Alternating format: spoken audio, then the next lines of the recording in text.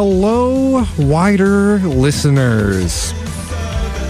It is once again that time of the week. What time of the week is it? Well, it is the time of the week where we peel back the curtain, we dig underneath the headlines, talk about that stuff that the mainstream media is not talking about, or at least critique them a little bit about the way in which they are bringing us this information and what, notably, they decide to omit. We also have conversations with local politicians, activists, and organizers in the community, as well as abroad. This is the Hoodrat Strategist radio program, coming at you every week to call out the establishment on its BS. Now, as always, the following thoughts, views, and opinions are not necessarily those of 89.1 FM WIDR Kalamazoo or Western Michigan University, no matter how dope or insightful they may, in fact, turn out to be. So, we're going to start today. I wanted to touch on a local news story, because we actually don't have a whole lot of local news, at least that we've brought up to talk about on the show today. But there was this, this one post, and, it probably was not a huge news story in a lot of people's circles, and really it's more of an update on a continuous topic that we touch on a lot on the show, and that would be the Foundation for Excellence. Now, in a nutshell, because I always try to summarize it a little bit for new listeners, because it is a somewhat a labyrinthian process when you get down to talking to the brass tacks. 2014-15, there was talk about doing a progressive income tax, make the rich pay their fair share of taxes. The rich came back and said, no. Tried to sink that ballot proposal, with both barrels being throw a lot of money at it to make sure it gets voted down. They came back with a counter proposal, which was the Foundation for Excellence, which, if you aren't aware of it, several philanthropists, starting out with Bill Johnson, Bill Parfett, gave the city, started out with $70 million, and they have a target of about $500 million over the next few years. So on paper, it looks like, it's a very nice kind of program similar to the Kalamazoo Promise. If you dig a little bit deeper, though, there are a few alarming implications, one of which involves citizen control. In their efforts to replace the city budget or their tax money that would have been collected from them with their own money, there are also stipulations that they get to basically in a sense, control or at least advise on how they want that money to be spent. So, for de facto, a lot of the wealthy in the city, the billionaire class, more or less control the majority of the city budget as it stands. Another dubious issue with the Foundation for Excellence is the very first thing it did before it started investing in any local programs here in the city, before it started doing any work on local parks. It offered a cut on property taxes, which you don't really need to be an economist to understand. Those with the most property will benefit the most, i.e., the very same billionaire class that didn't want us to have a progressive tax. So, hopefully I didn't wind on too long about giving y'all some context for all this. Again, it's a bit of a convoluted and complex issue. But I noticed this the other day, just the fact of the matter is, like, a lot of the news I get locally is usually referenced or given to me by one of my local organizing allies or friends here in the community. And I noticed this Facebook post, and it says a lot of really important stuff. This is by a fellow named Matt Smith, who went to one of the Foundation for Excellence meetings. Now, here's an issue with these meetings. One, in the early days of the process, they said, we're not going to record the meetings. Their rationale for that was, oh, well, they're very long and boring and tedious, and nobody in the public is going to want to watch them. And, well, that may be true to a certain extent. These meetings should be broadcast just for the public record, and particularly if citizens do want to engage in it. That's kind of another issue. They're also usually scheduled during the day when most of Kalamazoo citizens are busy at work. So those are two things that are kind of dinging against it and, really bring a problem for access when it comes to these meetings. But I went ahead and asked him permission. This is Matt Smith, and I'm going to read directly from his Facebook post. And I'll let you know, this actually ties into some issues and events that we've been talking about on the show the last couple weeks. So that's why one of the fundamental reasons I thought it'd be important to bring this up. So I said, notes from the Foundation for Excellence meeting today. Vaughn Washington, who, just a side note, is one of the stakeholders in the foundation. Basically, the way the foundation is ostensibly set up is ostensibly the way the foundation is set up is there's several citizen stakeholders representing facets like housing, healthcare, et cetera. Vaughn Washington is part of that. He said, Vaughn Washington mentioned the big idea is out there that the big property tax cut, the main structural policy of the Foundation for Excellence, is perhaps inequitable. Although it was couched in class terms, i.e., the rich are getting richer and poor are staying in their place, he didn't use race terms, which would have been more accurate, but I give him credit for mentioning in a mostly boring meeting that focused on term limits and whether the word shall should appear in paragraph 2. So I wanted to mention this because just last week before, we were talking about a lecture that happened here in Kalamazoo called How FDR Segregated Kalamazoo. And in part of that lecture, the lecturer goes on to talk about the legacy of those kinds of policies and actually mentions the fact that Kalamazoo has been set up historically in such a way that disproportionately there are far more white homeowners than black homeowners. And granted, this is the case in a lot of other cities across the country, but it goes back to redlining in the 1930s and 40s, discriminatory housing, which was literally legally in title deeds up until the 1970s here in the city. And so essentially we have a de facto situation where, because of the institutional racism and discrimination of the past, there are more white property owners in Kalamazoo than there are of black property owners and other races as well. But particularly the black population who was most targeted by these practices back in the 1930s and 40s. So, in a sense, having this first break that targets property taxes is going to disproportionately help white homeowners rather than, say, black renters of color, or even white folks who rent.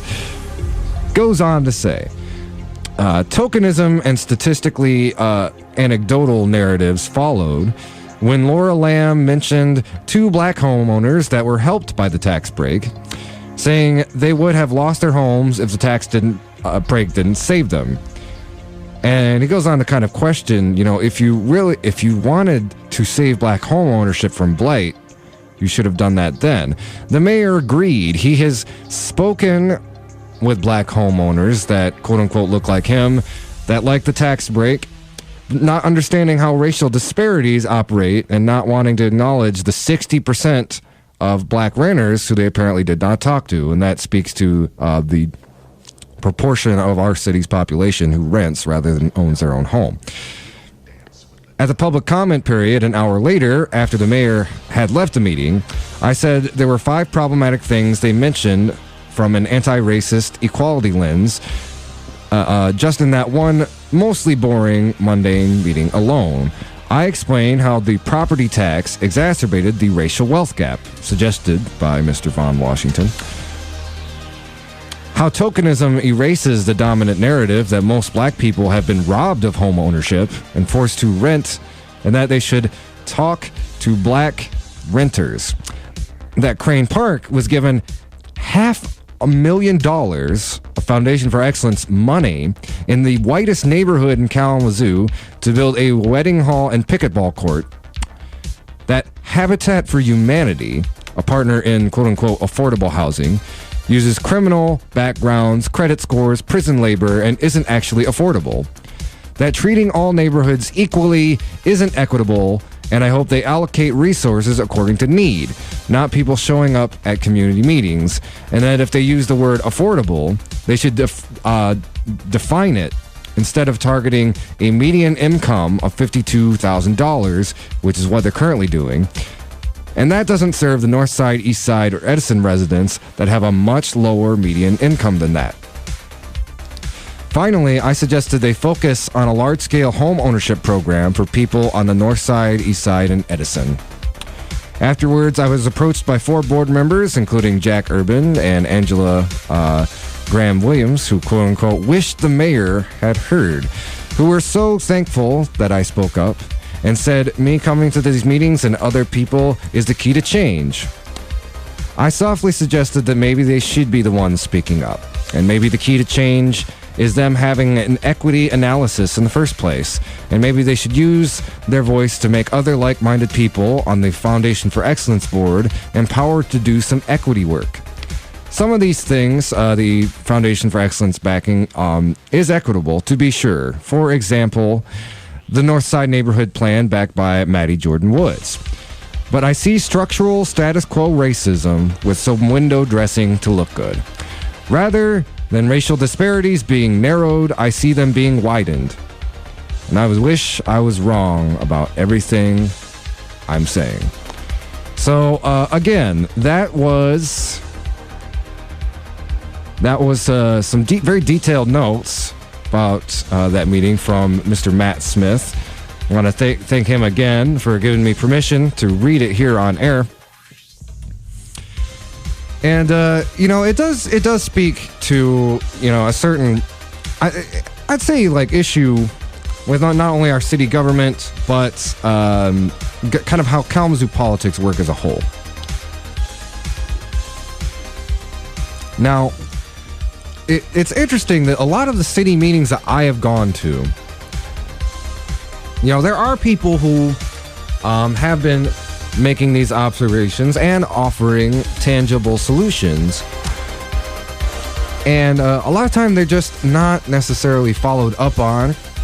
And there's definitely not enough of listening to the population. Now, if you wanted to be very kind, you could say, everything that, these donors are doing for the financial, or for the Foundation for Excellence is well intended. They want to help make Kalamazoo a better place. One of the key institutional problems that really goes back to a lot of our Kalamazoo's culture of benevolent philanthropy is intent is really valued over the impact of certain policies, or as we'd say, the lack thereof. In many cases, I've seen, the donor class of the city get downright defensive when their programs are critiqued for either not being inclusive, not being effective, or, and most importantly, not actually seeking the voices of the marginalized communities that are most at risk. If you have been following what's been going on with the homeless population, one of the interesting things about that is you actually got to kind of see that play out in real time. The city actually started conducting meetings with the homeless.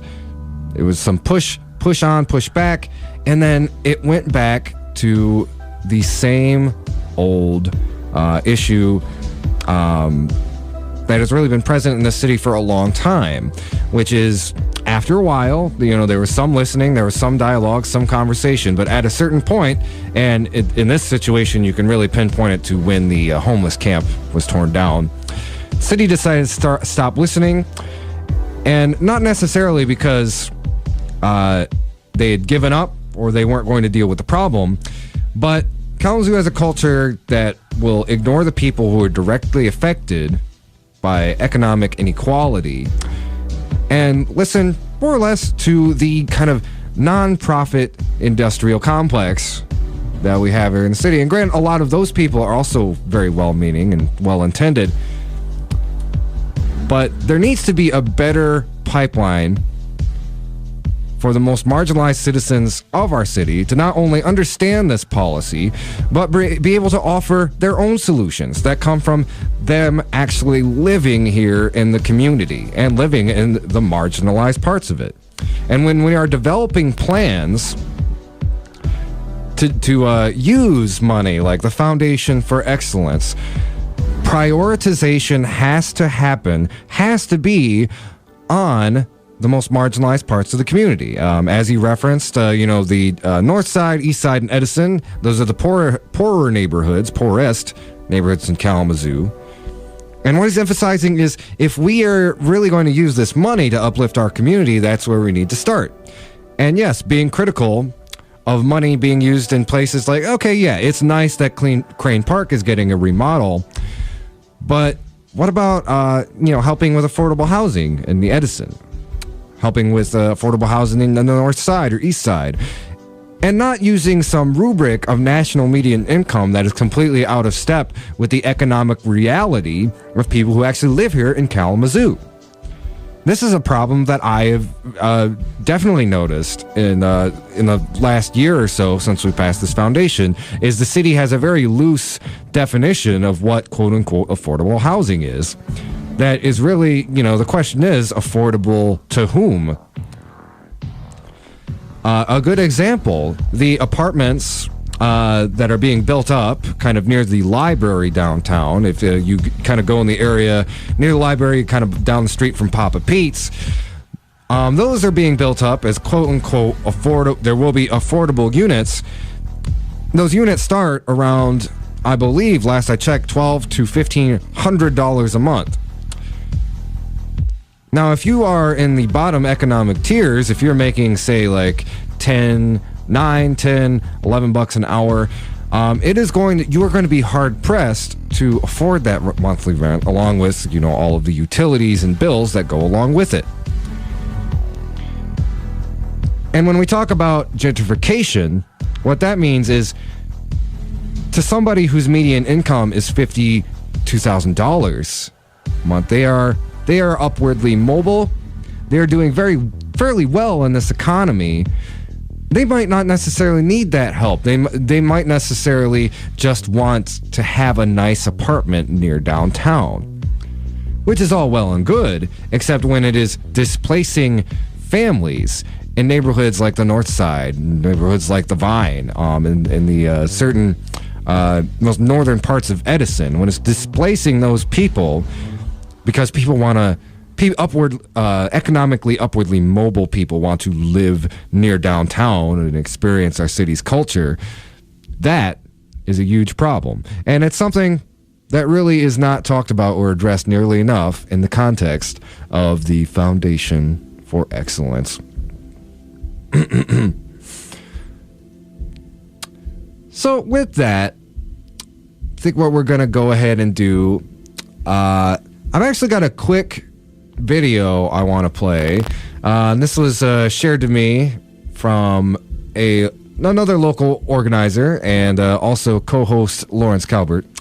And it's from a video of actually some folks I met when I was doing all of my work back in 2016, running around the country during the, during the primary and after the 2016 Democratic primary, going around, doing volunteer work, helping out with strategic campaigns. I ran into a group called Patriotic Millionaires. What their group represents are basically the one percenters who understand that economic inequality is a problem, essentially trying to kind of sound off the warning bell to their fellow fellow one percenters that perhaps it is not a good idea to keep such financial and economic equality baked into the system. And this is a very insightful video that's been recommended to me by a couple of different people. And I thought I'd go ahead and play this one on air because she is part of Patriotic Millionaires, and it's also a very high-profile individual.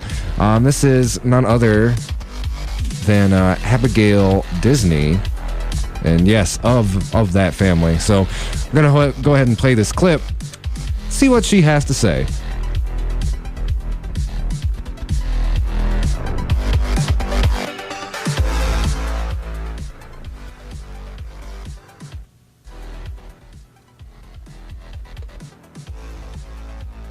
Give up at least one Disney secret. Greetings from the 1%. My name is Abigail Disney, and yes, I said Disney as in those Disneys. I do feel like I have to give up at least one Disney secret per video, so this is yours for today. As a little girl, I was taught by no less than Cinderella herself how to do the Disney wave in a parade, and it goes like this. You pretend you're cleaning a window, you go wipe, wipe, wipe, and then missed a spot. And that's how you make sure you get all the children. So that's your Disney secret for the day. But I am here to talk about more important things. You know, we in the 1% got a great Christmas present last year. I don't know if you remember. It was called a very big tax break. I didn't need it, but the Republicans gave it to me anyway. And I hear if the Republicans do well in these midterms, they want to give me another one, an even bigger one, in fact. It's the darndest thing, isn't it? I got a tax break, but you didn't. I'm sure that was an oversight. Lots of rich folks couldn't figure out what to do with their tax cut because they'd had already gotten so many, and this one was so big. Lots of 1%ers bought super yachts. In fact, superyachtinvestor.com says sales of super yachts are going up, up, up. And yes, there is such a thing as superyachtinvestor.com. Go have a look at it. It'll make you so angry you'll want to chew glass. So anyway, 1%ers are doing better than they ever have been doing. And guess what? You are paying for all of it. Remember when Republicans promised that if you gave 1%ers a tax cut, employers would increase your salary and hire more people, and the economy would boom, and there'd be rainbows and ponies, and everything would be awesome? In fact, Republicans have made that promise a bunch of times, and I'm beginning to wonder when we're going to stop falling for that one. It's true that the economy is booming. It's just not booming for you. Republicans promised a $4,000 a year increase in your average pay, but only 4% of you guys got anything close to that. And in the meantime, the 6 biggest banks got $12 billion in tax savings. Do you know what you could do with $12 billion instead of giving it to banks that don't need it? Well, for one thing, you could give every single one of the 3.2 million teachers in this country a $3,800 raise. You angry yet? Some corporations gave one-time bonuses, but if they can afford to give you a bonus this year, and if the tax cut is permanent, then doesn't it stand to reason they could give you a raise instead of a bonus? Corporations spent $7 billion of their tax breaks on wages and bonuses. That sounds like a lot, but listen to this. They spent $712 billion on share buybacks. Yeah, 100 times and more than what they spent on your wages. What's a share buyback, you ask? The short answer is that share buybacks make wealthy people even wealthier. Thus, the brisk business in super yachts. In the meantime, debt and inflation are rising faster than your take-home pay is. That means you're going to have to work even harder just to stay in place. So they might kick me out of the yacht club for telling you this, but take my word for it. This election is not about Christine Blasey Ford or Russia or building a wall. They are trying to distract you. This election is about one thing and one thing only. They are coming for your livelihoods. If Republicans win, there's going to be another big present under the Christmas tree for me and the rest of the 1%. And as a member of the 1%, I can honestly tell you, we don't need it. I certainly don't want it. Our Christmas will be nice, but you and your kids are going to find the proverbial coal in your stockings in the form of debt, lots and lots of debt, and worsening health care, and worse and less affordable education, bad roads, crumbling bridges, food insecurity, cuts to fire and police, cuts to Medicare. And make no mistake, they are coming for your Social Security too. If you don't get out to vote on Tuesday, November 6th, if you don't get everyone you know and everyone you ever met and everyone you even see walking by your window right now to go out and vote on November 6th, they're going to do it again. We can turn this around, but only if you get out and vote.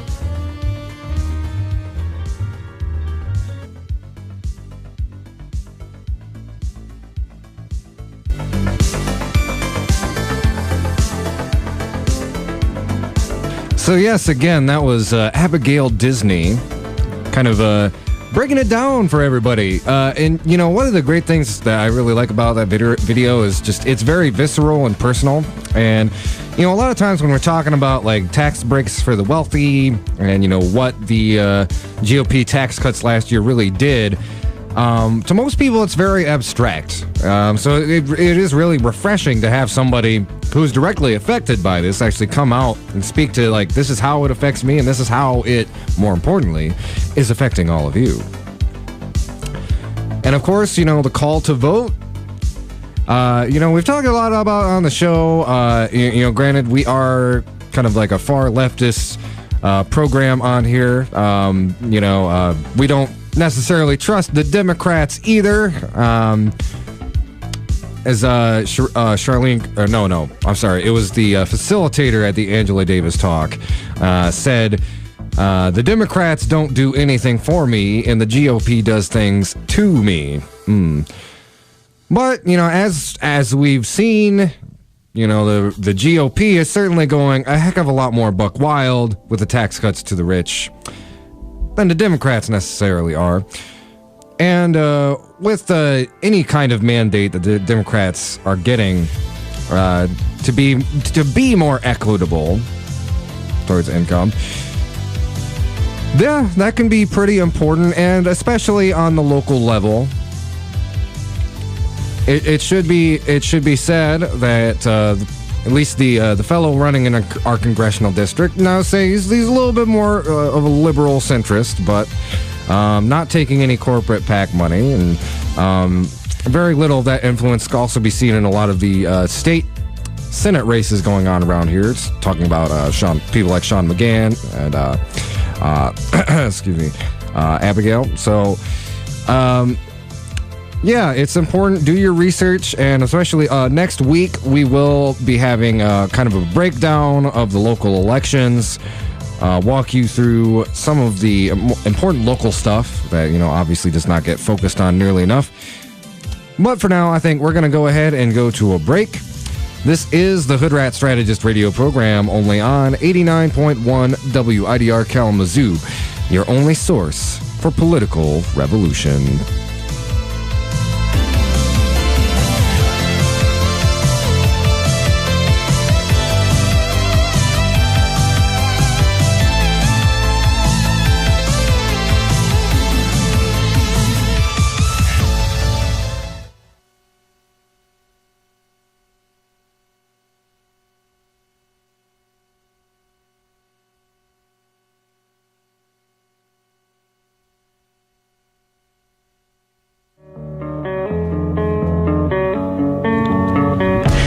Be apparent, but hunger is a rather prominent issue amongst the student body of Western. The Invisible Need Project is a multifaceted initiative that's aimed to help struggling students. Every 2 weeks, generous people donate their food to the pantry located in the Fawn Student Service buildings or other drop-off locations. All you need to do is grab a reusable bag and grab whatever food you need to help sustain yourself. If anyone's unsure when their next meal will be, or if you have a little extra food you'd be willing to donate, the food pantry is your place. If you're looking to help donate, become a volunteer, or just learn more, call 269-387-4742 or email dosa-inp@wmich.edu for details.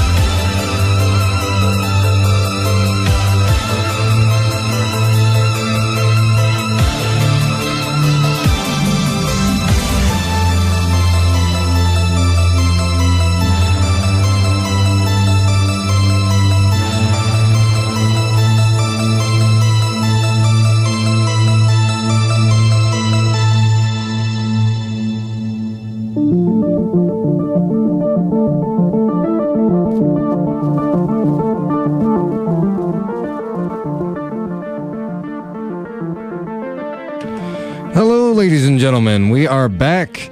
This is the Hoodrat Strategist radio program, only on 89.1 WIDR Kalamazoo.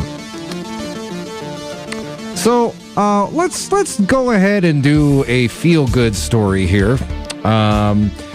This happened just like last week after our main program ended. This is on October 18th when this occurred. I remember last week I made some offhand comments about Henry Kissinger, and something about, like, it was a very gallows humor type joke. It's like, oh, I'll throw a party when he's dead. Now that might sound really awful, but if you understand the Henry Kissinger's history and what he's done, you'd probably be like, yeah, okay, I'll bring the streamers. The guy's been responsible for some of the worst human rights atrocities in recent memory. All the more shameful because he's done it kind of cloaked under a certain air of respectability, because he's been a prominent advisor to many American presidents, Secretary of States, and was himself involved directly in a presidential cabinet back in the Nixon years. Also, probably known most prominently for perpetuating a lot of human rights abuses in Cambodia and the illegal invasion there. Of course, also had a deep hand in a lot of the CIA interventions that happened across Latin America and East Asia during that time. For example, some of those include his support for Chilean dictator Pinochet in the 70s, which, if you're not familiar with, that was kind of the first 9/11. Salvador Allende was overthrown in an illegal coup that was assisted by our United States government. Approximately 80,000 political opponents were jailed, 3,000 executed, and Pinochet had an abhorrent human rights record. Would go on to torture many dissidents and people who caused any sort of trouble in his stolen right-wing government.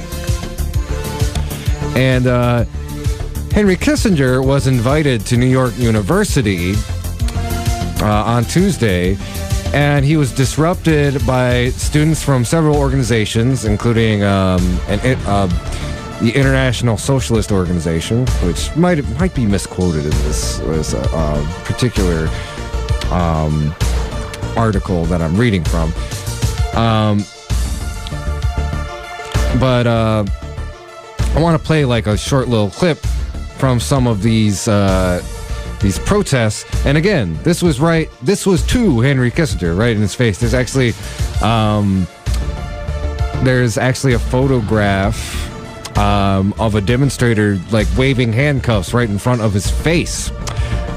So let me go ahead and play a quick little clip of the actual protest over there at NYU's.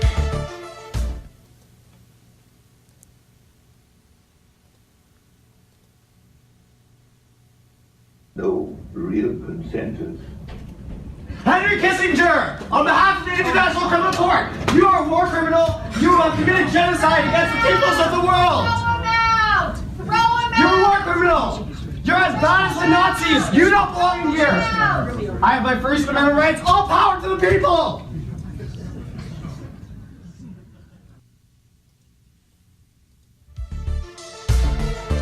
Yeah, and it continues to go on like that. And actually, give me just a moment. I think one of my co-hosts are here.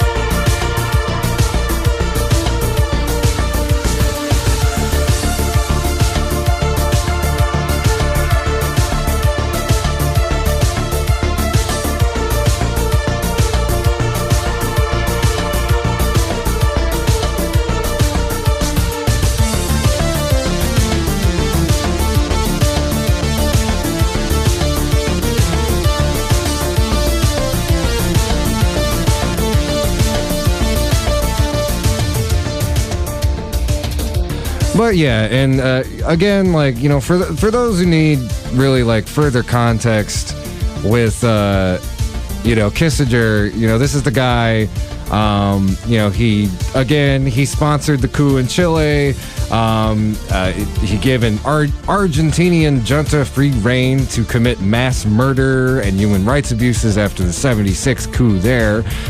He supported Pakistan's genocide against Bangladesh in 71. I mentioned earlier, you know, he's the one who said, "Oh, let's escalate the war in Vietnam and expand into Cambodia and Laos." And that was a long-term bombing campaign, killed like almost or over 100,000 people, and then that actually cleared the way for another right-wing demagogue, Pol Pot, to seize power in Cambodia, and he himself committed a genocide of over 1.5 million folks. So I like seeing this. I wish more of our homegrown war criminals had to seek a little bit of this, because, you know, we're starting to see as a tactic. And by the way, everybody, Norah is here. Hey. Yeah. I'm back. Welcome back to the show. Yeah, from the land of Canada. Ooh, magical foreign place with healthcare and maple leaves. And engages in substantially less war crimes than the United States.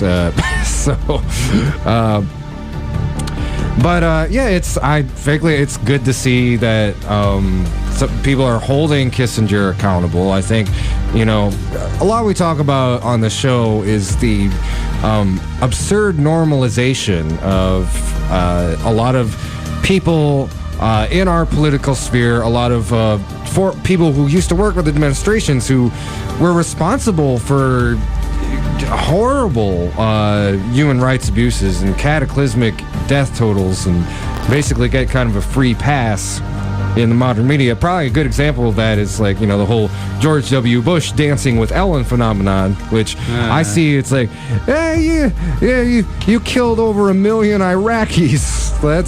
I don't want to see you dance with Ellen. But no, war criminals should not be rehabilitated. War crimes are bad, kids. Remember, like, this has just been a PSA for everyone listening at home. Like, I've read about you know, what happened in Cambodia, and I've read pretty recently about, like, you know, Kissinger's specific involvement with Vietnam and how he helped lead up to that. The second most unpopular war in U.S. history. So this dude's about as hawkish as it gets, and he should absolutely be yelled at by students if some university is crazy enough to give him a speaking platform. Yeah.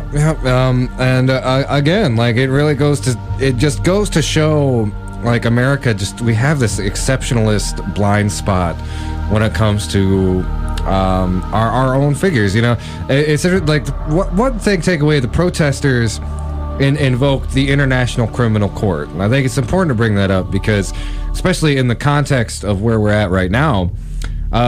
There's been a long-standing criticism of the ICC that they only go after dictators who are from kind of like impoverished countries, predominantly non-white countries. But what happens, you know, when somebody from one of the main powers, such as the United States, commits a comparable war crime? The ICC doesn't investigate it, or what we have now with figures from like Nikki Haley and John Bolton. Well, Nikki Haley just stepped down, but I'm sure she'll be replaced by somebody just about as ghoulish. Basically threatening the ICC with sanctions and out-and-out violence if they even think about trying any Americans for war crimes that other people rightfully get prosecuted for in other parts of the world.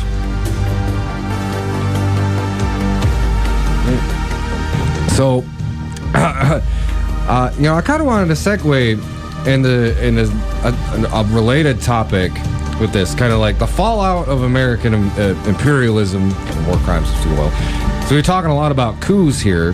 If you have been paying attention ladies and gentlemen, y'all probably have heard about the Caravan coming up from Honduras, which I believe is about 7,000 strong at this point? Yeah, roughly 7,000. A lot of it's also from Guatemala and perhaps some other parts of Central America, but I think Guatemala and Honduras are the most significant exports, so to speak, of these refugees. And if it's going where I think it's going, we would like to bring up the fact that our government overthrew Honduras not even too long ago. They did it within the last decade, if I'm not mistaken. Less than 10 years. It was 2009. And then they did it again to keep the same guy in power, like within the last 1 or 2 years even. Yeah, I remember specifically talking about this on the show about a year ago, where they had an election, and it was highly dubious. The population suspected election fraud, and there was, I guess I would say, like, kind of revolutionary activity in the major cities of Honduras for several weeks, if not months, down there, trying to, basically the people demanding a recount or re-election, which didn't end up materializing. And again, this is a direct result of the main reason I bring this up, and what I'm so irritated about is, especially, like, I get to watch a lot of, like, morning and evening news coverage because of my job, and they bring up this Caravan almost every day. Not a single one mainstream outlet, even though they're invoking Honduras over and over again, has stepped up to explain, well, why? Why are they coming from Honduras?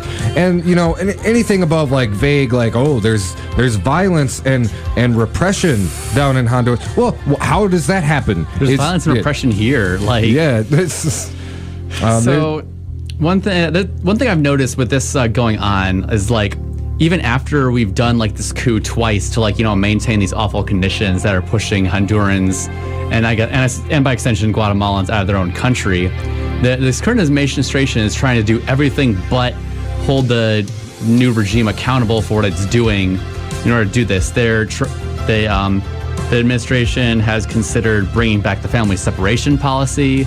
They want to bribe Mexico again to toughly enforce their southern border.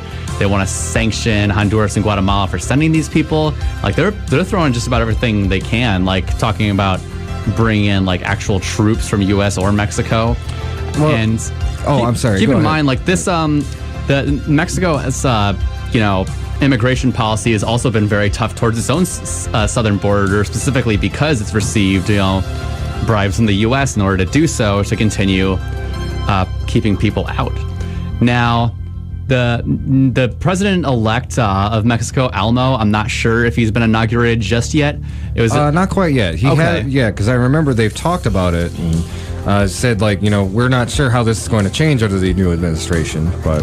Yeah, so he has specifically promised to shift Mexico's own immigration policy to allow more people through the southern border, but if he's not inaugurated, he can't really go through on that.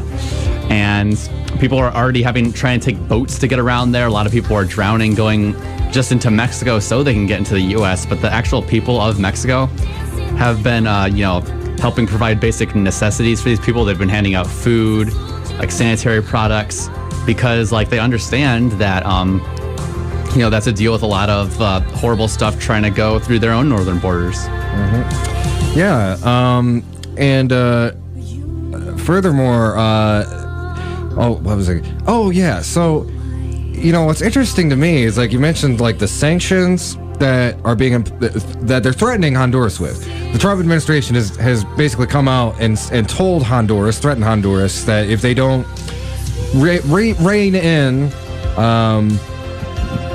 these refugees, or make sure they don't try to come to America, they're going to impose these economic sanctions on Honduras, cut off certain business deals with them. And what's interesting to me about that is, are they usually the American government has this in their toolbox, sanctions, when they want to go after a country for human rights abuses. They're not using it for that. They're not saying we will have continue sanctions against you if you keep being this right-wing repressive regime. No, it's like, keep your people in line and keep them in Honduras, or we will punish you. Which I think is very telling to me about not only the intentions of the Trump administration, but also like kind of how the instability in the region kind of benefits them to an extent. Because again, if they wanted to make Honduras better, they could use that tool in their toolkit in that way, but they're not. It's again the American government dealing with the fallout of a problem that they created in the first place without addressing the roots of that problem, which again we created in 2009 when we allowed a right-wing autocrat to seize power over a democratically elected, kind of more left-wing politician who is poised to run the country. And Hillary Clinton was very involved in that coup, by the way. She was. Yes. Yeah, she was Secretary of State at the time. And, it's deeply ironic to me is, granted, I don't know if I ever directly heard Trump talk about it on the campaign trail, but I know a lot of his surrogates did. I know it's something that people on the right wing and a lot of progressives were of course talking about as well. But to the extent that you hear any like kind of anti-war, anti-interventionist sentiment on the right, they were pounding on Hillary Clinton for facilitating that Honduran coup in 2009, and now here we are in 2018. And it's like this kind of selective amnesia. You know what? If Trump wanted to be effective to his base, it seems like even he would bring that up. But he's not. He's just trying to. Well, obviously, to the extent that he's using it as a political prop, it's to scare up his base. Like, oh, look at these spooky Honduran refugees, and some booga booga booga MS-13, et cetera, et cetera. He's trying to claim that like Middle Easterners and members of ISIS have infiltrated this. Like not that it makes any sense, but like it just kind of goes to show just how much he's trying to throw at like preventing this from entering this caravan from entering, mostly because it's red meat to his base. Yeah. Mm-hmm. He did also, of course, like try to turn this into like an election issue, blaming, this is the Democrats' fault, like they're gonna want to let everyone in. And he's sort of correct because they were in power when this coup happened. Yeah, I'd say like the big like Democrats are going to want to do nothing. It's like, because actually even when they've been asked about it, like from what I've heard, a lot of the Democratic politicians, they use it as a point to like inspire outrage against Donald Trump. But when asked for actual solutions, like I haven't heard one yet. It's almost like the equivalent of like, thoughts and prayers. And I mean, I think you could go into like a deeper critique too of like, you hear a lot of like, it's almost like a liberal talking point about when you hear it's like, well, they do the jobs that no one else wants to, and the cheap labor, and it's like, you're kind of showing your imperialism a bit there. It's like, no, it's okay to go and destroy another country as long as they come, some of them come up and like, pick our avocados and stuff. I think it really just kind of goes to show where we've come in these last few years, that like this is how this whole thing is being framed.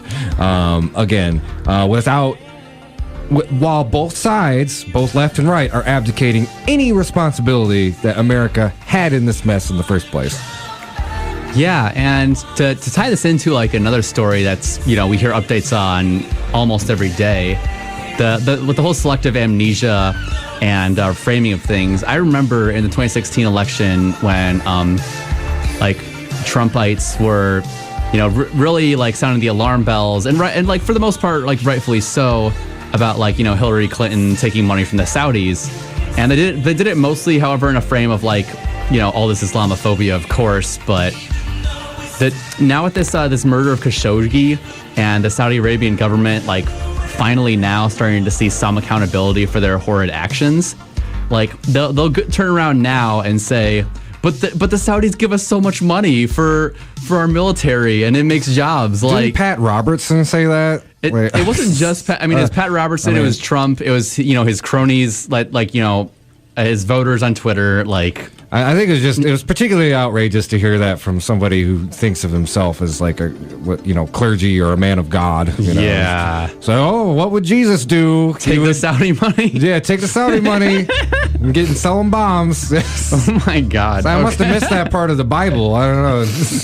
I mean, I do remember that part of the Bible where you have like several poor refugees trying to flee a country to move to a better life. But oh yeah. Mm-hmm. I think that there's also something about this crazy long-haired socialist knocking over bankers' tables and stuff. But sorry, go ahead.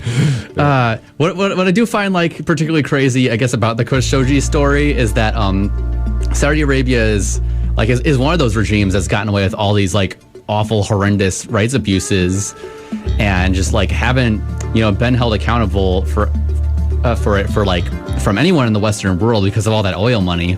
But now they kill this one guy and get caught on video in Turkey, and all of a sudden like the whole world is watching and up in arms about it. Like the genocide in Yemen wasn't, like the involvement with destabilizing Iraq wasn't, like the disproportionate amount of their people being involved in the 9/11 attacks wasn't.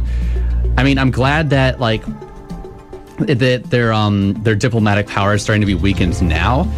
Recently, Germany, in fact, stopped selling weapons to Saudi Arabia. Full stop. It's over for that deal specifically. I know a lot of kind of Silicon Valley has kind of stepped back from their relationship with the Saudis. I know there's actually supposed to be this big conference last Davos week. in the desert. Yeah. This huge economic forum, and there's like going to be a ton of bankers from all over the Western world, including like Western media outlets. Almost all of them pulled out too. Like Saudi Arabia is it. Well, we'll see like how many weapons deals they'll lose with other countries, because I know that in the UK people are trying to push to get them to stop doing deals with them. I would not be surprised if that also happened in Canada, because A, the Canadian citizens are sick of it, and B, they've been like, their countries have already been feuding over, what they've done to the feminist activists there. But I mean, here's hoping things turn around. I've heard France also is likely to stop selling weapons to them, but we're definitely going to be dragging our feet, because it did just give Mike Pompeo a huge paycheck when he visited. And I will say glass half full. I think at the very least, the Saudi regime, they really overplayed their hand this time. No kidding. Thinking it's like, let's just kill an American journalist in broad daylight. Well, I guess inside of inside of this embassy in a really like brutal and like ghastly manner. And, the thing is, like, it's a very different world than it used to be. Like, there's cameras everywhere. From what I heard, even Khashoggi, is that, am I pronouncing it right? I think it's Khashoggi. Khashoggi was even recording it on his watch while they were literally like hacking him up with a bone saw. And it reminds me of like sometimes like authoritarian governments, or even like on a smaller scale, corrupt political organizations, they will get overconfident, they will overextend themselves, and they will do something so outrageous that the general public, which typically mainstream media is like, ignore this stuff. Even they, particularly in this case where, Khashoggi was part of their class. He was a journalist for like the New York Times and would go on like the network news shows. When you kill one of their own, it's a lot harder for them to ignore it, and a lot harder for them to want to ignore it. Hopefully this will lead to something tangible. I mean, what I'm guessing is like, worst, I don't know if you say worst or best case scenario. They might put somebody else in charge instead of the crown prince, but even then, like, I don't really see much of a change in the actual kind of authoritarian monarchy that the Saudis have. And frankly, I don't see too much changing with our government's relationship with them. I think they're going to like shake things up. They're going to find a few like scapegoats for this situation.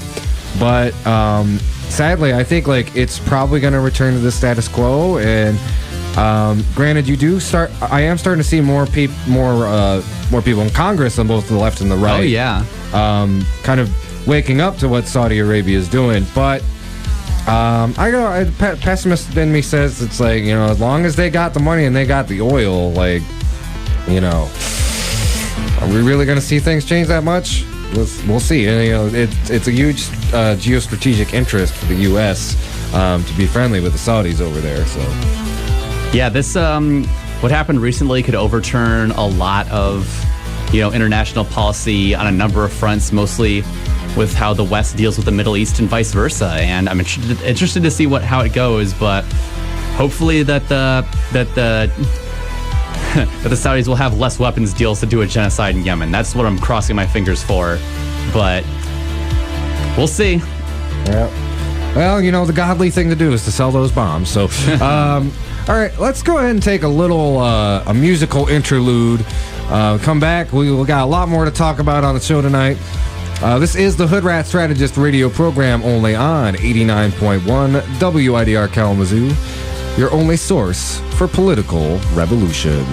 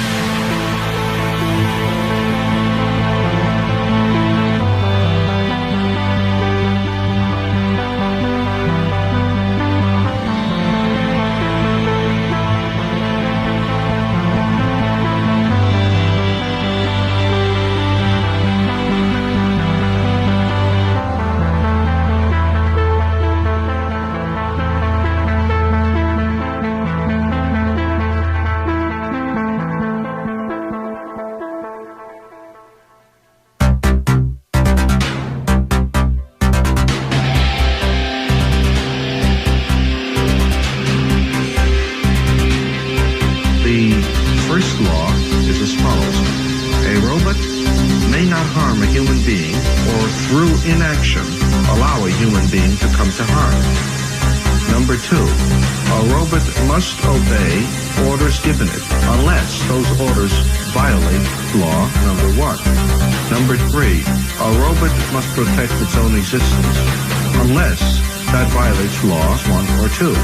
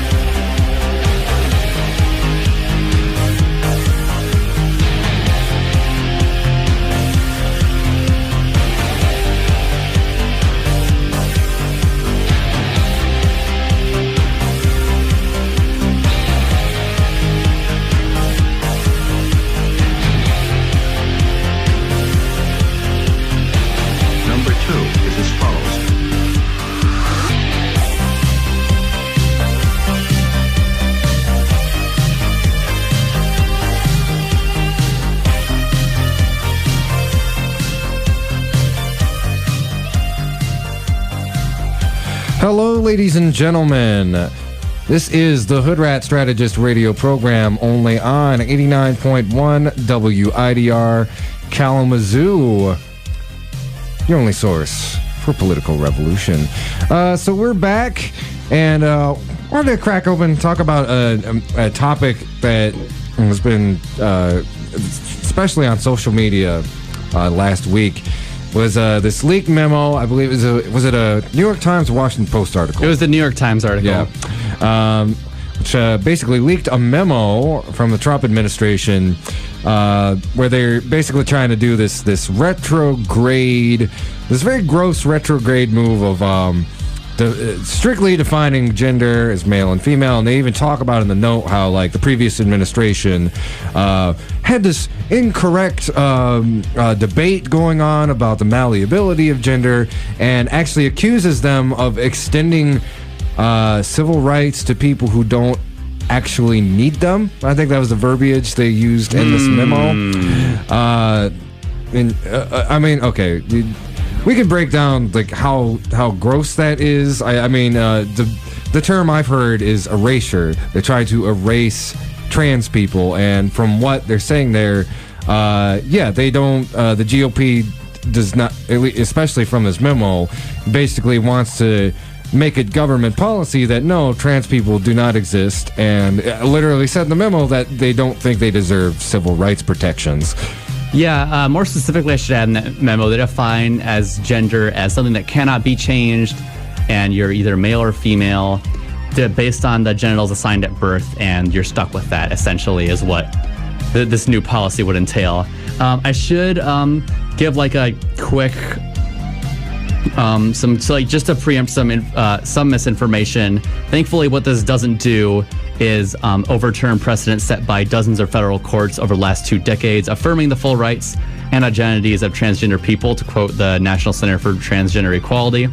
It would not undo the consensus of medical providers and scientists across the globe who see transgender people, know us, and urge everyone to accept us for who we are. But with this ruling, it can make it a lot easier for different institutions to discriminate against us, especially in states and localities where they don't have this kind of protections. And even where they do, they'd have to, get caught doing it and get reported and have all this bureaucracy go through. And it's just gonna, really embolden a lot of people in our culture that already hate people like me to continue doing awful things to us. And it's horrible and it's awful. And I guess I have a quick story about how I came across this article. So we mentioned before, I was out on a trip to Canada for a week, and I was on the train back from Montreal to Toronto to come get my car, right? So I kind of scroll through the internet, and this is the day that I'm supposed to be going back home. I come across this article, and I'm like, well, isn't this fantastic news to come back home to? So it of course leaves me disheartened, but that's everything with this recent news cycle. It's just one horrible thing after another, and we're almost desensitized to it. And then I drive back home, and I have to stop and use the bathroom somewhere between Toronto and Detroit at the border. Now, I got bothered by some guy, basically asking me what I was doing in the women's restroom, and I told him because I'm a woman. He said, "No, you're not," and I basically told him to F off, and he was kind of just being a stereotypical Canadian about it, "Oh, you probably make people uncomfortable, eh? F you. I'm gonna be a rude New Yorker to you if you keep doing that." Basically what I'm getting at is I've heard a couple of my friends talk "Oh, I'm gonna move to Canada after this." I was just there, and transphobia is still definitely a thing. Even in a place like Montreal, which is supposedly very queer friendly, I got served several times. One time in French, that really got to me. And there really isn't anywhere in the world that's particularly great to us. Especially when they're doing this stuff with our passports, trying to revoke our gender marker changes or just not change them in the first place. And I don't really know how to conclude this thought, but I really am like afraid for a lot of reasons about this memo. I'm happy that we do still have the previous court precedents to prevent a lot of the worst of it from going through.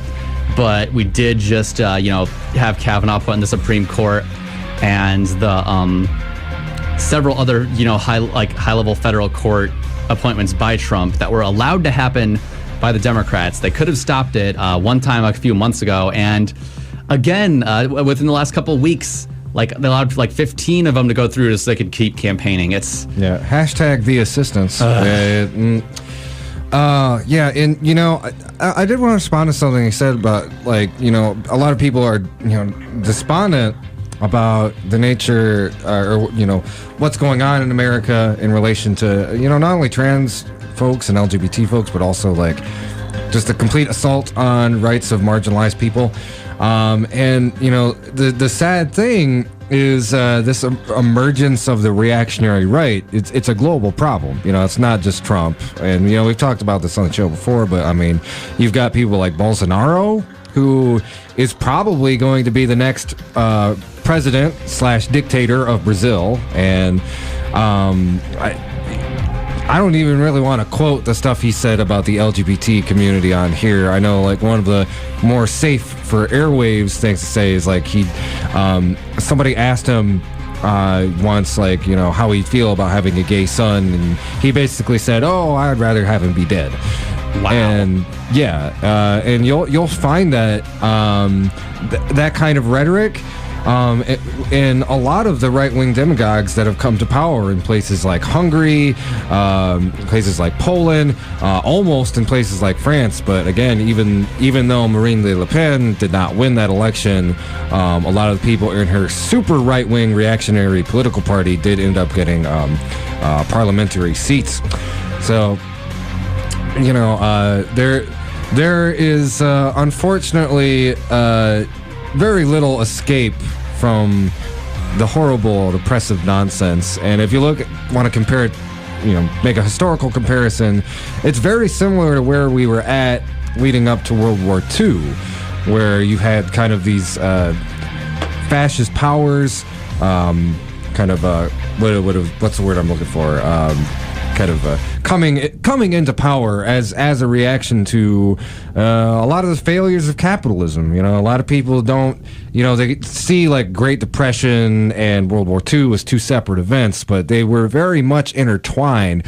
If Germany hadn't been experiencing the kind of economic depression that it had following World War I and the Great Depression, it's hard to say that a right-wing demagogue like Adolf Hitler would have been able to seize power in the way that he did.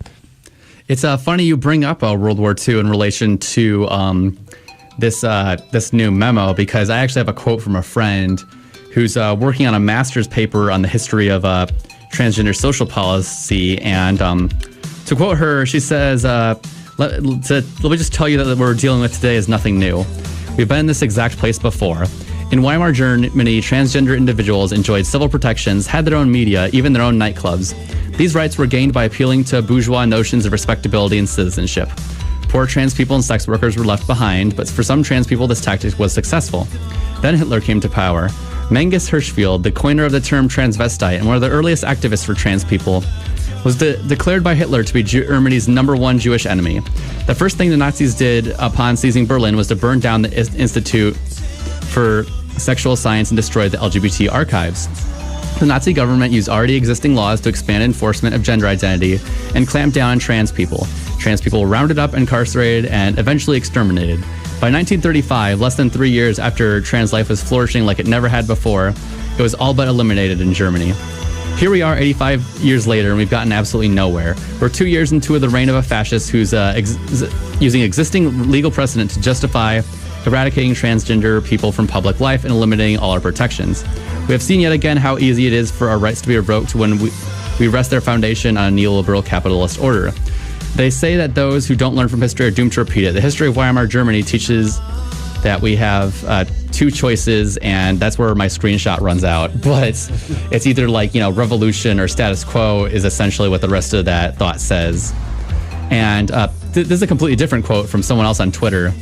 But they point out that the Trump administration's war on trans people is a canary in the coal mine moment. They're trying to see if they can effectively repudiate the existence of an entire group of people, and they're starting with one that has very little political power to see if others object.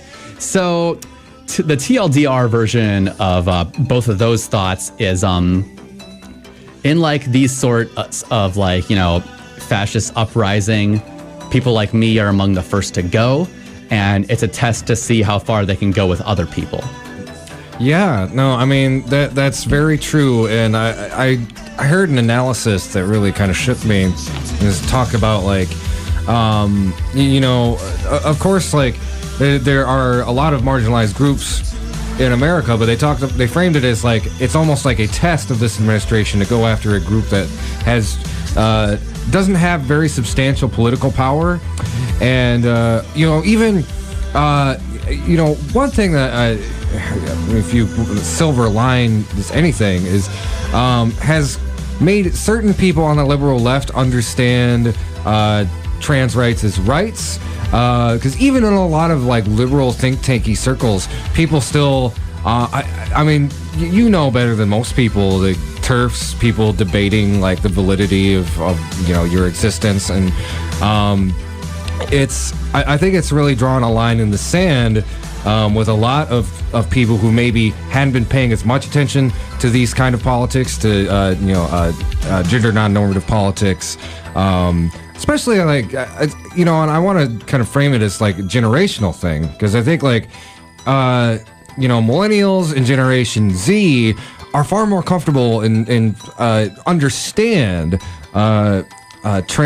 transness and just gender fluidity in general. A lot of older folks are a little bit more befuddled by it, but I think like this is a thing that might help certain older liberals stand in solidarity.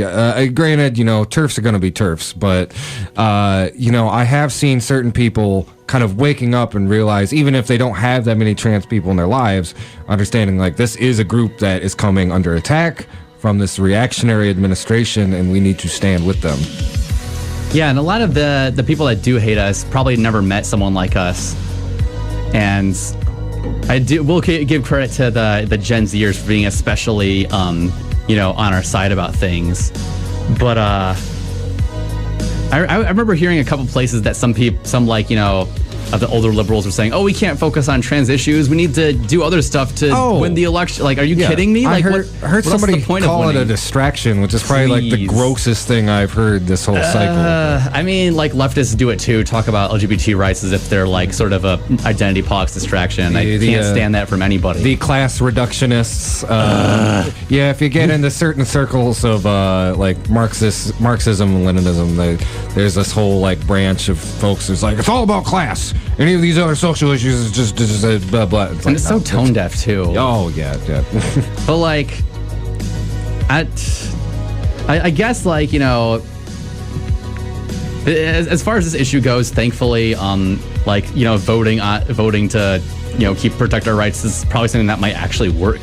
Because if the Democrats suck at nothing else, if anything else, then they're at least pretty good at like defending, you know, my rights and women's rights, unless, you know, they have to block somebody on a federal court, of course. So on the state level, yeah, they've actually committed on the state and federal level to make protections for LGBT people a top priority, which is why I do have like especially do have concern for a lot of these like historically red states that might otherwise go blue had there not been massive, you know, suppression reports coming out that could be able to protect their queer populations from stuff like this. But again, this is something we'll see. And I guess kind of to go back to bring up in like an interesting point that, you know, like nowhere is really safe. Like I mentioned, Canada's not that great. They did just elect Ford in Ontario, and they also have a right-wing government in Quebec.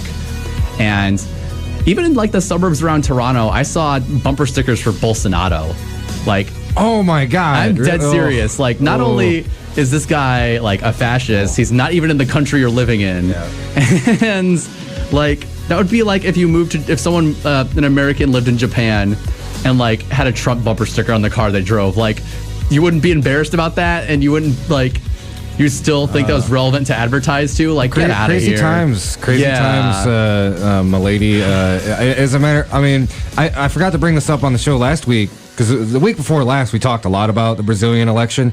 Do you know that Bolsonaro was endorsed by the Wall Street Journal? Yes, and I've heard that he's been in talks with Steve Bannon. Thankfully, his political opponents have turned that into an attack ad against him, but he's still like looking like he's gonna win it. I talked with a Brazilian person at an international couch surfers meetup in Ottawa, Canada. Oh, really? And she didn't really talk about it because she didn't want to. She said that she was really embarrassed to be a Brazilian because of them about to elect their own Trump. Yeah, she's my reaction, like, well, I'm an American. So I'm like, yeah, honey, tell me about it. But yeah, and with that stuff, if you're from one of these countries where one of these demagogues is in power or is about to be in power, we generally don't want to talk about it. I've heard of European cab drivers will be the first thing they'll ask Americans half the time when they pick them up. And no, we don't want to talk about it. Why do you think we're in a different country? I had a similar feeling when I was I was traveling around Europe during the Bush years. I can only imagine what it's like to do that now. My friend who moved to France, she does hear that from every other cab driver that picks her up to go somewhere. Well, granted, I went to places I have been to Poland and Hungary. I don't know. Maybe if you went there now, I'm not going to Poland. Are you kidding me? You have a right-wing authoritarian leading your country too. Yeah. Oh man. Yeah.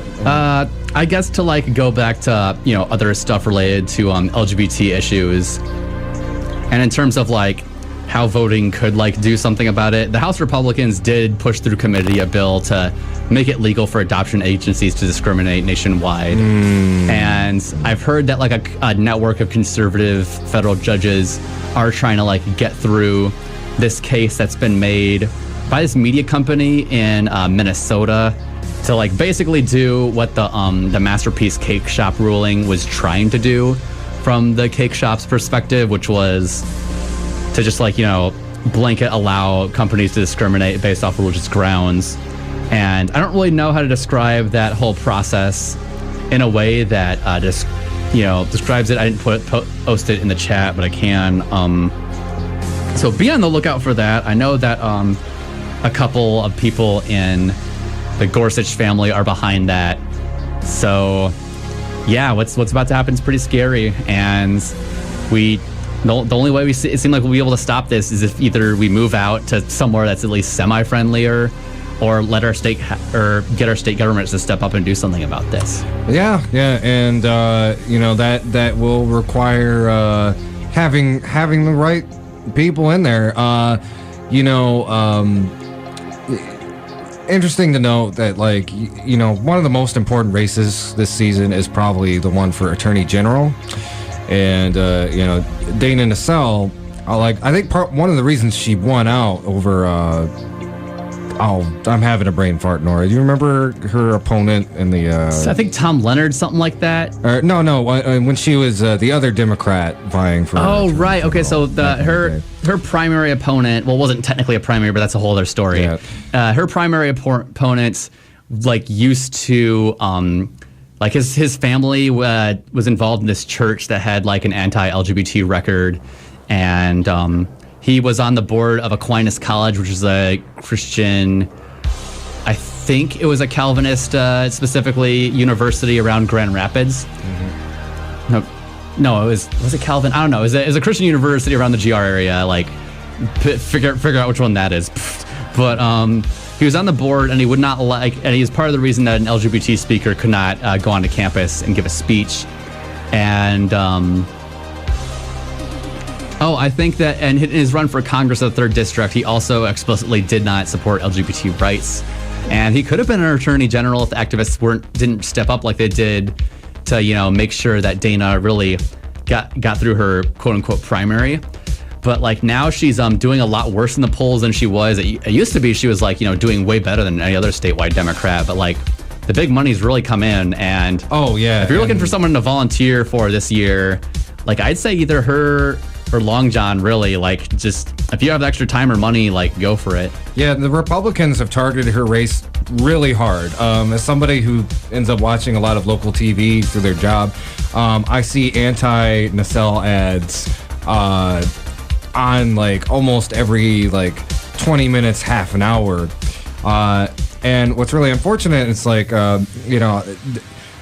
donate some money if you believe in her campaign. I would recommend that, since Tom Leonard's basically just got this Goliath of GOP funding coming into like smear Dana with basically a lot of out of context allegations involving some lawsuits that she filed on behalf of some workers who were working at an adult, a strip club. Yeah.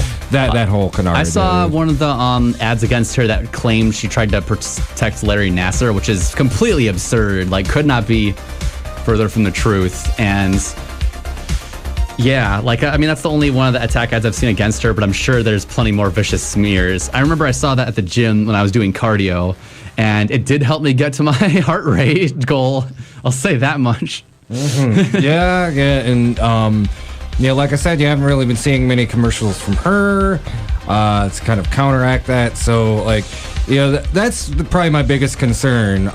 The person whose race that I am probably have the most skin in the game in and I'm monitoring closely, she's a little bit more at risk than even, say, like Gretchen or Debbie Stabenow. So, Dana Nacelle, she's got my seal of approval, and hopefully she can overcome all of the mudslinging from the Republicans. Usually it does turn out like polling data. People generally do not like negative attack ads, which is always a factor that gets underestimated. But I mean, we'll just have to see on November 6th, so Tuesday, from 7 to 7. Mm-hmm.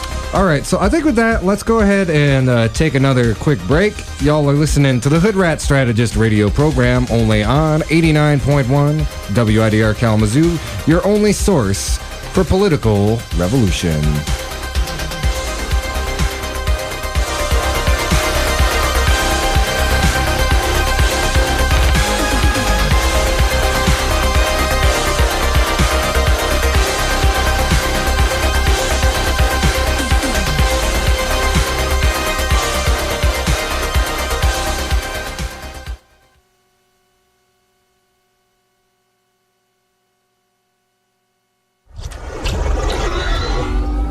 WIDR would like to remind you to please drive safely. Drunk driving not only puts your life in danger, but the lives of others as well. If you find yourself stranded somewhere, consider calling Drive Safe Kalamazoo, phoning a friend, or having an Uber pick you up. Thank you for listening.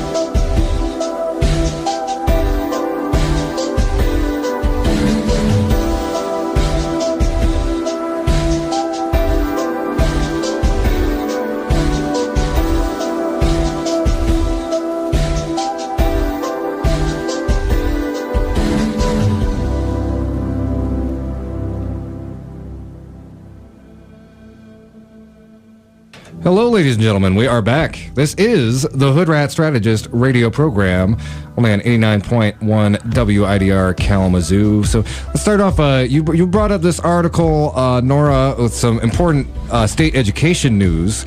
I was hoping maybe you could talk a little bit about that. Why don't we just read through it, actually? Oh, sure. Yeah. Scoot, where? Oh, there. And I lost there. Oh. Wait, there's We were facing some technical sorry difficulties. about that. No, I was just I was gonna pull up the article, and there it is. Okay, so I'm gonna read a little bit from this. This is from the Detroit Free Press, and this is Detroit News. I'm sorry. Headline is a Michigan court approves public funding for private school mandates. This was published on the 16th. Michigan lawmakers can provide public funding to private schools to cover the quote-unquote actual costs of mandates that do not directly support student education, a divided Court of Appeals panel ruled Tuesday in a closely watched case. In a 2-1 decision, Judges William Murphy and Anicia Letitia ruled state funding to reimburse private schools for complying with health and safety laws is not inherently unconstitutional, despite a ban on public aid for private education. The funding must be incidental to teaching and providing educational services, cannot support a primary function critical to the school's existence, and must not involve or result in excessive religious entanglement, they said in devising a new 3-part test. Any state law concerning student health, safety, or welfare is almost by definition incidental to teaching, the judge said. So, again, this isn't a big surprise. We live in Michigan, home of Betsy DeVos. And my take on this is, if you're a private school and you can't comply with health and safety laws on your own, you maybe shouldn't be operating.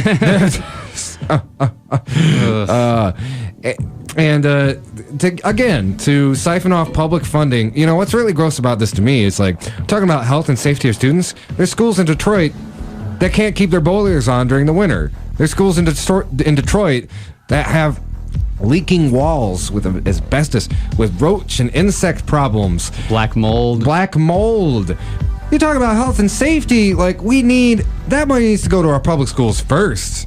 And we cannot be siphoning it off to these private schools that, probably have a, substantially wealthier clientele than the kind of students that would be going to a public school.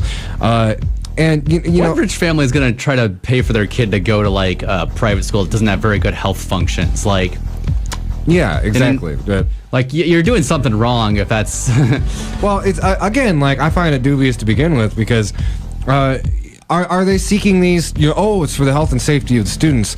If you're a private school and you already don't have this, well, you probably wouldn't exist. So again, it makes me suspicious that this is just another way for them to seek a free handout from the Michigan taxpayer and the Michigan state government to basically fill their coffers and basically get out of paying for something that by all rights they should have to be doing from the tuition of the parents or the other private funding that they get. Yeah, that's about all I have to say for this article. I did at least want to bring it to attention to people. Mm-hmm. And I know you wanted to give a couple updates, just so y'all know, if you haven't been tuning in. Our dear Norah has been traveling around Canada the last week or so, and you went out and interviewed some really prominent organizers and activists out there, and I know you had a couple of updates that were relevant to some of what we were talking about last week. So last week was the magical day where Canada legalized weed nationwide, the second country ever to do it. And I guess one of the criticisms that often come up right after these things happen are, what about the people who got all these criminal records and jail time for have these minor offenses that really didn't hurt anybody for something that's now legal? Well, thankfully, the federal government is considering a pardon program for these low-level offenses. However, U.S. Customs and Border Protection, if they did receive these pardons, would still not allow them in, probably if they didn't either.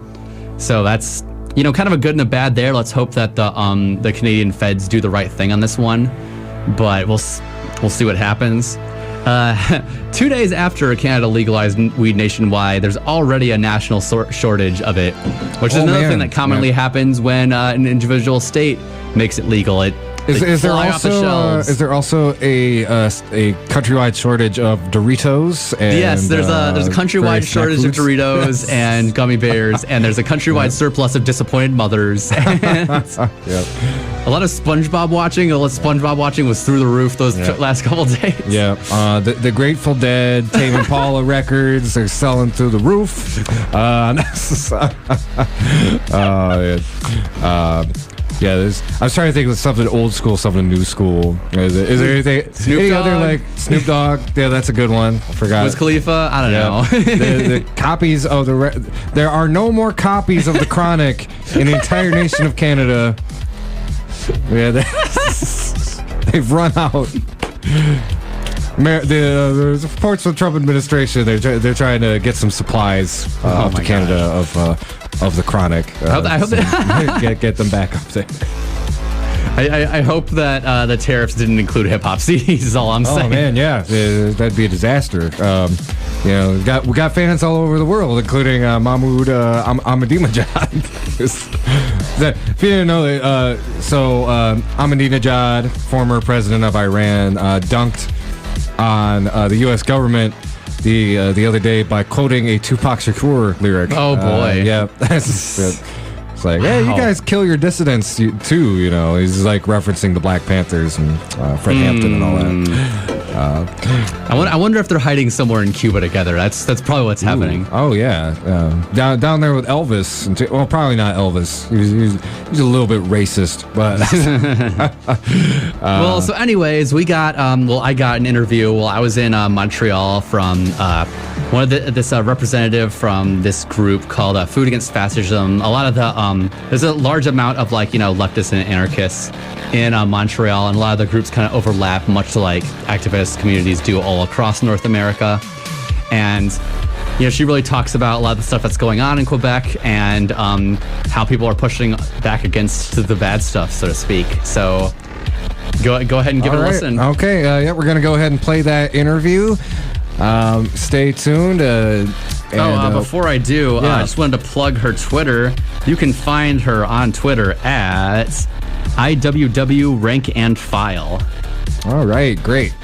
Okay, so keep it down locked. We're gonna play that interview for y'all in just a second.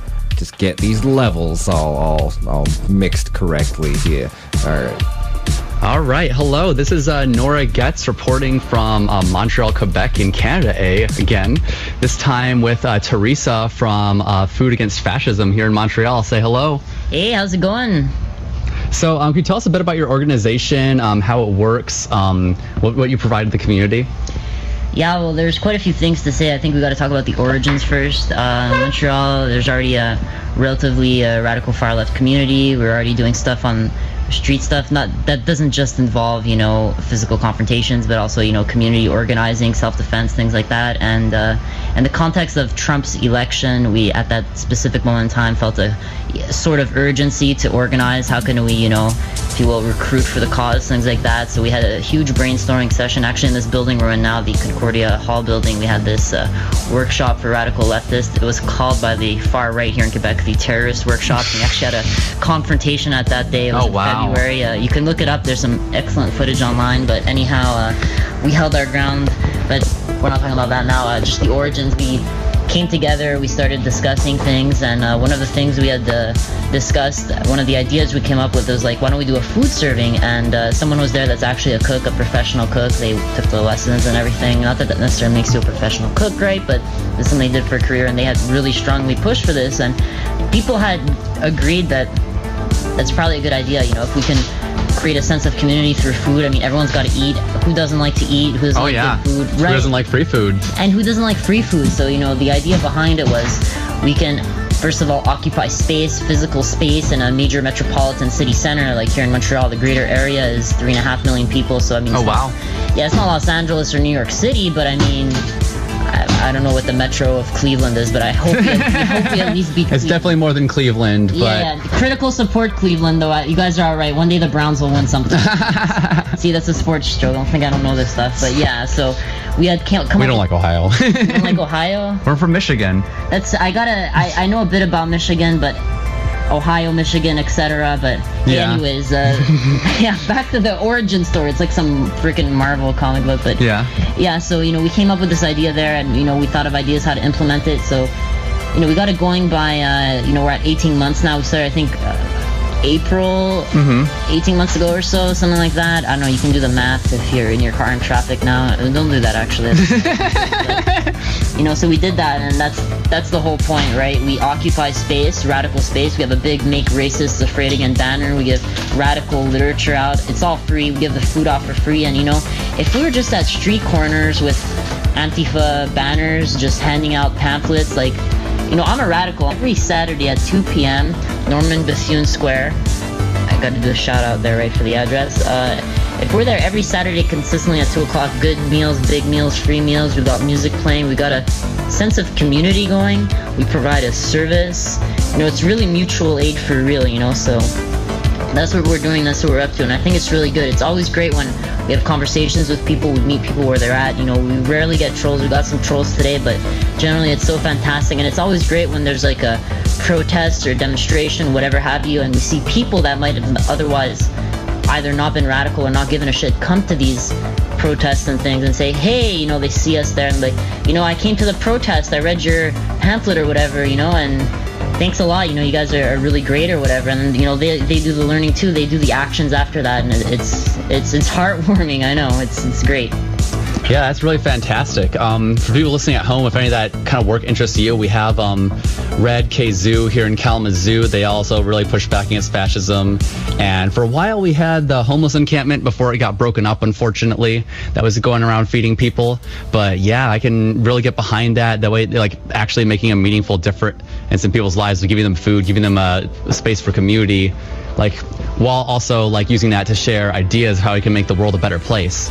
So, what kind of issues do you see like that are pertinent, that are unique to like Montreal or Quebec? Because like, it's not something that we might think about where we're from, but we did see like the international headlines when that mosque got bombed, when Ford got elected in Ontario. So, what could you say, I guess, how that relates to what's going on here and how you're pushing back on that? Well, first of all, I gotta say the mosque in Sainte Foy, Quebec City, it wasn't bombed. It was actually shot up by someone. I don't want to say their name. I don't get in the free advertisement, but this was a alt-right character. He effing coward. He shot it up while they were praying. Very tragic story, and that didn't happen in a vacuum, right? This is someone who was quote unquote into the memes. Someone that was on all these stereotypically toxic masculine forums. Of course, he was on 4chan, things like this, Kekistan, etc. And he not only that's relevant for the United States, but what's unique to the situation in Quebec here is that in Quebec City there's what we call radio poubelle. In French that means garbage radio, and they're big up here. It's a bit kind of like your shock jocks, but really all they talk about all the time is these invisible, these non-existent enemies to divide the working class. These are stations, radio stations, where the disc jockey, I don't know what they make. I never asked them their salaries, but I'm sure they're getting at least $80K a year, maybe $100K, and then they're owned by either these multi-billion-dollar conglomerates or they're owned by millionaires, and they have an interest here in dividing the working class, right? So these radio poubelle, these garbage radios, you can log in right now or Google it yourselves if you got spare time and you're interested in that. They consistently talk about identity politics in the sense that there's a Quebec nation, these immigrants are ruining the Quebec nation. They don't speak our language, whether they don't speak our language because they speak a language other than English or French, or they don't speak our language because they want to be part of the Anglophone community or something. Anyways, they really push these narratives. So the person who shot up the mosque, that's what he was up to. It wasn't a bombing, it was a shooting, and that was the unique situation that pushed him. In Quebec, you were asking me what's unique to get to the original question, right? Sorry about that, a bit of a tangent, but here in Quebec, there's a history, like there's the whole French settler colonial structure. After they were taken over by the English, this kind of idea of French nationalism took hold, and we can have a deeper debate about how the French identity, the working class, the proletariat in Quebec specifically was formed. But what's unique to the reactionary element here is that a lot of people want to fall back on that more traditional sort of values of what Catholicism, etc., French language, pure land. The expression for pure in French, pure land, that means you're from so many generations back, you're French Canadian, you're pure wool. That's what it literally translates to. So the reactionary element here has that tinge of it. I think these reactionary elements throughout all the world, not just North America, are very similar. Oh yeah. Definitely, nowadays there's that clean-cut alt-right look, there's the memes everywhere, but ultimately it's the last stage of well, this is controversial, but in my opinion it's the last stage of capitalism. I'm not going to give you a Trotskyist lecture. I'm not a Trotskyist, for the record. I'm not going to give you one of those lectures here, but what's unique about it is, the history of settler colonialism here, the identity of the French Canadian nation, and that puts its own spin on the reactionary nationalists over here. I wouldn't say it's better or worse than anywhere. In my opinion, Quebec might even be somewhat better than most places in so-called North America, but it's got its problems, and that's the unique element to it. It's the brand of fascism here is French Canadian, let's say, majority at least. That does make sense for the region. I heard that there was a really, far-right anti-immigrant party that got elected shortly after Ontario's election. Is that correct? Well, far right, in my opinion, all the parties that ran, even the supposed left-wing parties, are what I would deem right-wing. Nobody is for a radical change in the economic process. There's no democratization of the economic process anywhere. Some people want $15 an hour minimum wage. That's not far enough, in my opinion. But yeah, there was the furthest right political party won our last Quebec election, the CAQ, Coalition Avenir Québec. And the kind of people that either usually tend to vote for these sorts of individuals, the people that run for them, the people running for them are mostly business entrepreneurs, whatnot. They haven't taken that brutal populist look of, let's say, Premier Ford in Ontario or Donald Trump in the United States. They take a more we're more pro-business. Their economic policies is the most reactionary thing. They're socially reactionary as well. They said they want to cap immigrants, things like this. They said that they want to ban religious symbols. Oh, wow. Well, for the public service, and you know what that means. It's a dog whistle to be racist. It's explicitly meaning, they're thinking about women and hijabs teaching in schools. But in the same vein, in the National Assembly of Quebec, there's a crucifix that overlooks, imagine that, separation of church and state, but there's a crucifix that overlooks the National Assembly. And François Legault, the Premier of Quebec now, the head of the Coalition Avenir Québec, he said, we're going to keep the crucifix in there, and it's a symbol of our culture. So, what the hell does that even mean, So, yeah, what I say, it's Trump bad, whatever. I don't want to play the oppression Olympics here, but they're certainly problematic. Yeah, I know what you're talking about. This is, you look no further than our own country to see, the difficulties in, actually getting separation between church and state in our institutions. But, yeah, that's, I heard that there was a big action with a ton of immigrants really pushing back shortly after this happened, towards where was this again? Can you tell us a bit more about this action? Yeah, I'm glad you bring that up, actually. A lot of us helped organize this demonstration on October 7th. It's called the October 7th Anti-Racist Demo. It didn't have a necessarily specific name. That's just what it was. It was the second year running. Hopefully it can become an annual thing. We just want to make it clear. It wasn't necessarily in response to the CAQ. This was an event planned months in advance, no matter who was going to win. In fact, we knew we were going to have one this year before we was even 100% sure we were going to have an election, I believe. So it's not in response to anything. It's just more of a, with anti-fascist activism and anti-capitalist activism, especially anti-fascist activism, oftentimes we're reacting to things. This was, the idea was to be more proactive. So on October 7th, we had the demonstration. It was a Sunday. It was a beautiful day, great weather, and we were hoping for over 1,000 people the year before. Maybe I'm not sure what we got last year. We got a good number last year too, but this was incredible this year. We had well over 5,000. I don't want to say over 10,000, but if someone said they counted and they got to 10,000, I wouldn't be surprised. The streets were full, they were filled, and it wasn't your stereotypical quote-unquote anti-fascist anarchist. Trust me, we were there, we were present. Even the tankies were there all together. Nobody likes racism, that's the lesson. But the vast majority of people there, it was families, it was immigrants, whether recent immigrants, first, second generation. It was people that understood the situation and wanted to bring their power. They wanted to show their power in the streets. They wanted to, that's democracy, right? Direct action. Oh, yeah. Yeah, it's not voting every 4 years for some bourgeois idiots 500 miles away to make some decisions for you, We were good there. It was disruptive. We blocked big Boulevard René Lévesque. We covered it all. We walked down. We passed in front of some colonial monuments that of John A. Macdonald that the night before had been redecorated by an affinity group, so it was nice to see that. It was a big FU to the settler colonial government. People don't know this, especially in the United States, but colonialists, but he explicitly, I'm not going to repeat what he said about Native Americans, but it's really, it's a bad look, and we forget that often, especially in Canada. We think, oh, look at America, they're so bad, they're our neighbors, but we're just as bad, if not worse. People say, oh, we're America's little brother. Yeah, we're the bullies of the bully family, it's a... Do you think there's a chance you get many of these statues taken down? Because these are especially prevalent movements in the U.S. trying to take down statues of Confederate soldiers or colonizers or other people who've done notably horrible things that aren't even necessarily that tied to our country's mythos. Do you think that there's really a push or chance to have that happen in Quebec or other parts of Canada? Absolutely. In fact, I'm confident we can have a complete victory in our lifetimes, not just to get rid of these statues. I'm convinced we can create something like an anarcho-syndicalist future within the next 50 years. That's how confident I am.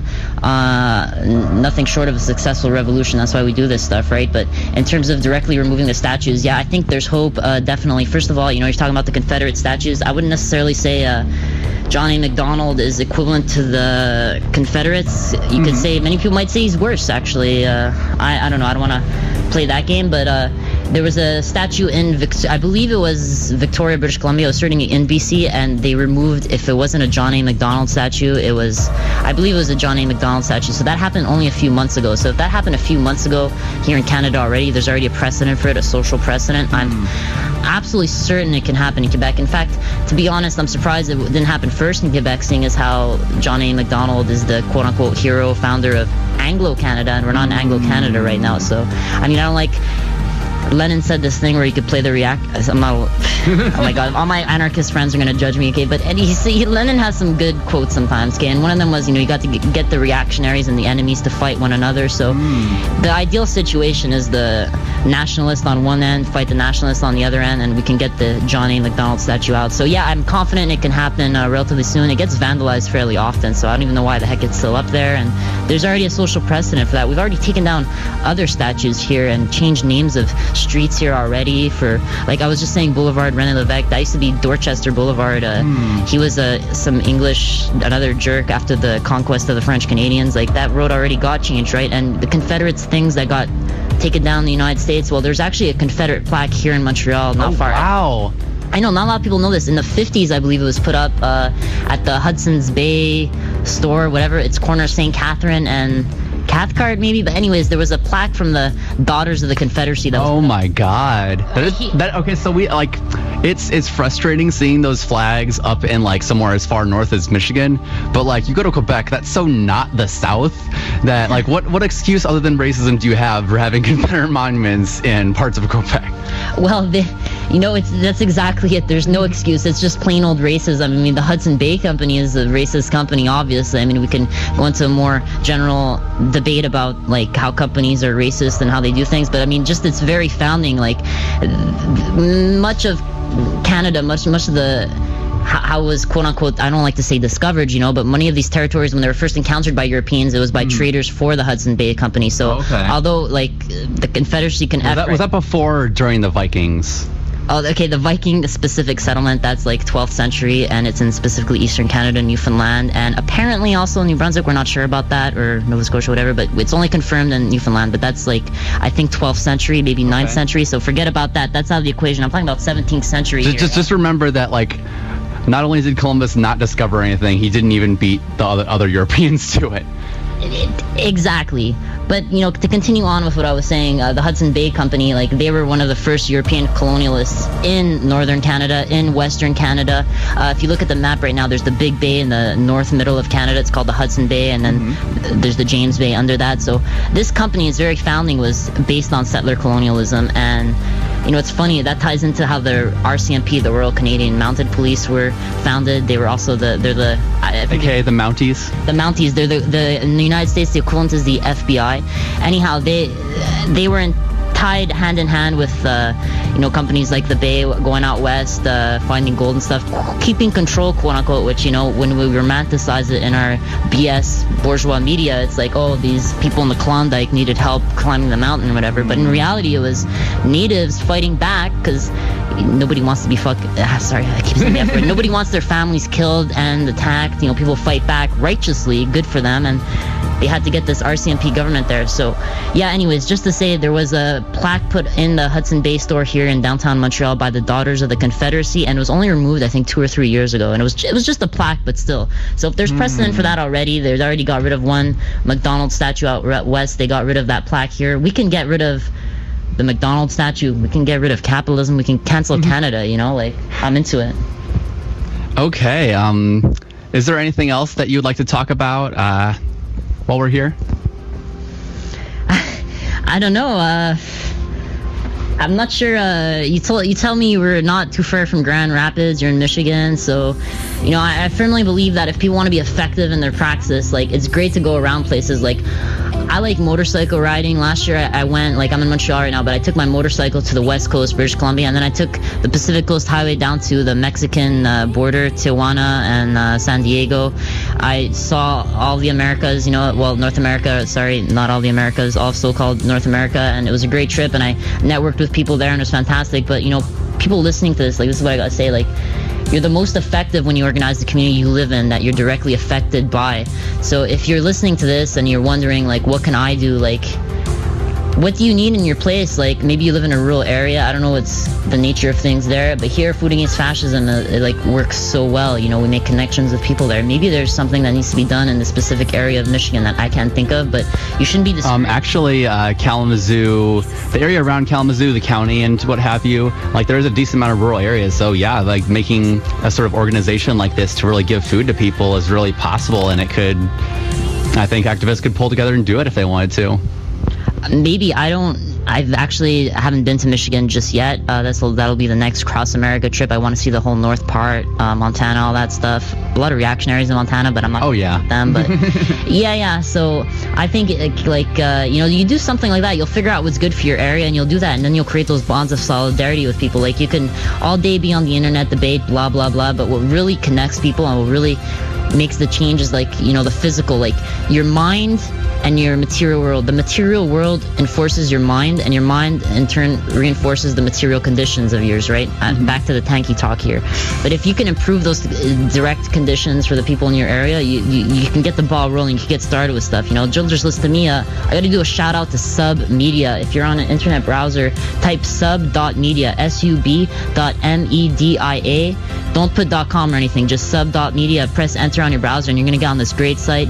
If you like what you're hearing right now, if you're leftist of any tendency, whatever, check it out. There's just such great informative videos. I just point people in that direction. They'll spend the next few hours watching videos. It's just so well done.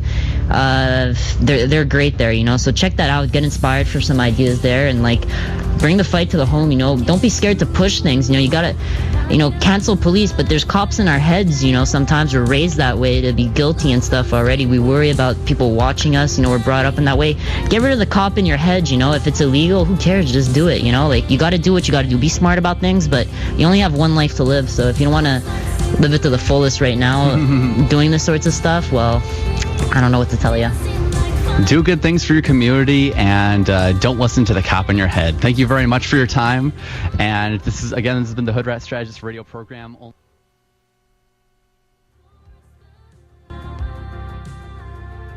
All right, so that was our Norah's interview with a prominent activist up there in Canada. I want to thank y'all for listening to the program. This has been the Hoodrat Strategist radio program. We broadcast every Wednesday from 5 to 7. Join us next week. We're going to have some Canada interviews, including with Jennifer Kurland, who is running for governor under the Green Party ticket.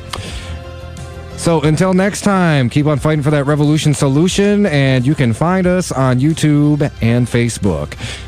Have a good night, y'all.